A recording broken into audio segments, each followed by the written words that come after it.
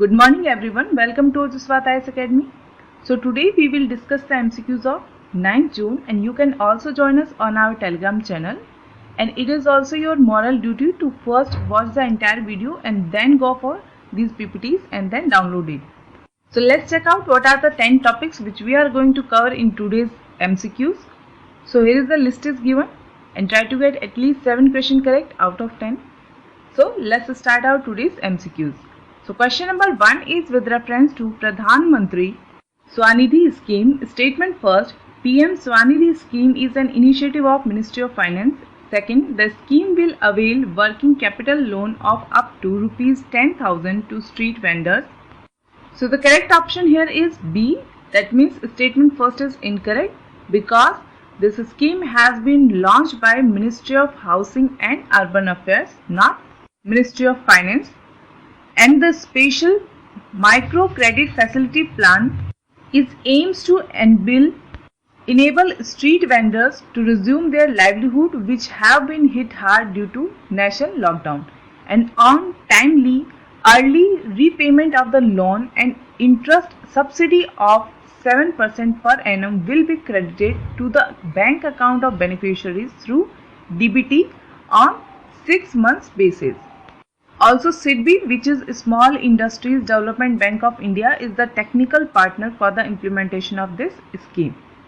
Now, question number 2 is with reference to Rock of Hunza. Statement first, the Rock of Hunza is the cultural site in Gilgit-Baltistan. Second, the site is of significant importance to Islamists. So, the correct option here is A. That means statement first is correct, but statement second is incorrect because the site is of significant importance to Buddhists, and the carving on rock date back to the first millennium AD. Also, the rocks had inscriptions and images from the prehistoric era which include names of emperors from Kushana Empire and images sacred to Buddhists. And context is that Indian government has reacted strongly to the vandalization of the Buddhist site in Hunza, which have been painted in Pakistani flags and slogan, as you can see in the image. Now question number 3 is with reference to current account deficit. Statement first, it measures the deficit between the money received and sent out of the country on trade of goods and services. Second, rising CAD shows a country has become incompetitive and investors are unwilling to invest there. So the correct option here is C, meaning both the given statements are correct. And if we talk about current account deficit, it measures the gap between the money received into and sent out of the country on the trade of goods and services, and also the transfer of money from domestically on factors of production abroad. And this account goes into a deficit when money sent outward exceeding that coming inward. And if we talk about CAD in India, then crude oil and gold imports are the primary reasons behind high CAD. And the CAD could be reduced by boosting exports and curbing non-essential imports such as gold, mobiles and electronics items. Now question number 4 is Global Economic Prospects Report is released by which of the following organization? So the correct option here is C, that means World Bank, and it is a biannual report which is issued in January and June. Also, the report examines global economic development with special focus on developing and emerging market economies. And in the recent report, it has been highlighted that the impact of COVID-19 on the emerging market and the developing economies have left them highly vulnerable. Now question number 5 is Swadesh initiative recently news is aimed at.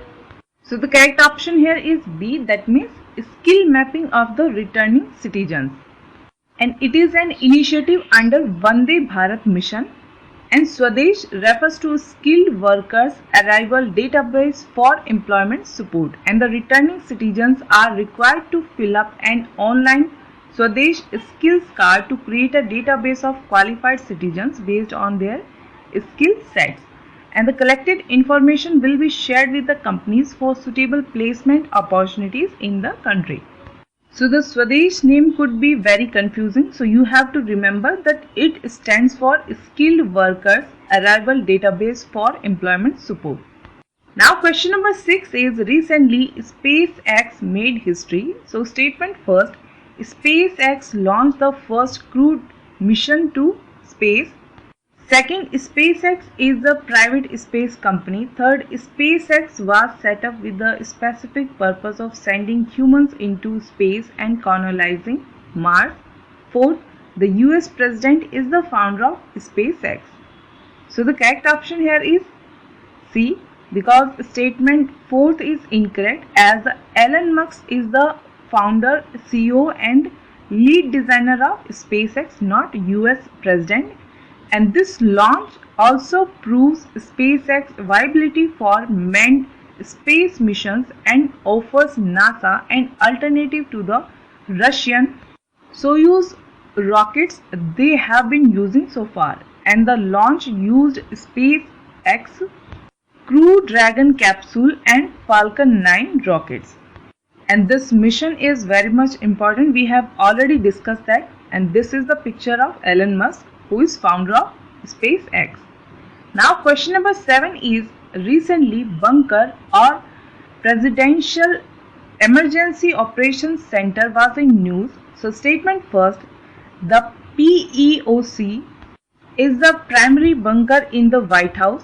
Second, it was built during the World War II for protecting then President Franklin D. Roosevelt.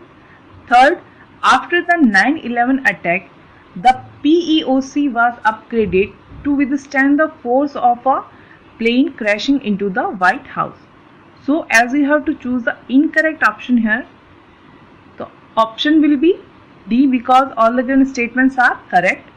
And recently it was in news because amid violent protest over the death of George Floyd across the US cities, then US President was sent in an underground bunker at the White House recently, where hundreds of protesters gathered outside the mansion.